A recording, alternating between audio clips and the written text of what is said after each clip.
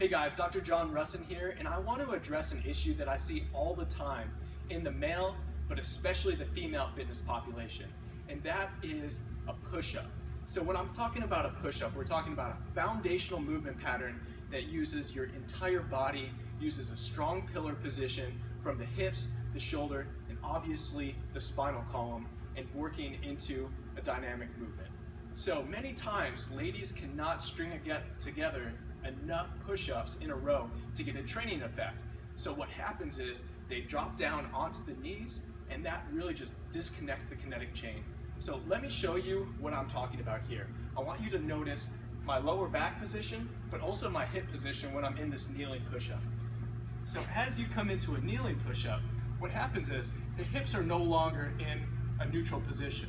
So essentially we want them into a neutral position with gluteal involvement. But what happens is the hips go forward and we start doing one of these things.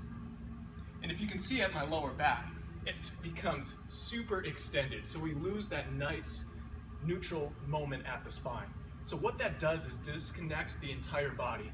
So it really cuts you in half at the rib cage. So the rib cage flares up, your shoulders end up really taking the brunt of the hit on the push, but then there's no involvement from the bigger muscles of the lower body and then the hips.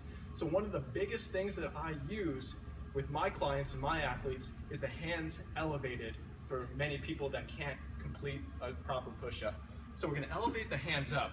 Obviously, the higher the elevation, the easier it gets, just from a force angle standpoint, but we're able to bring in the entire body on this, tensioning the glutes, tensioning the core, shoulders, and we're able to push properly from here.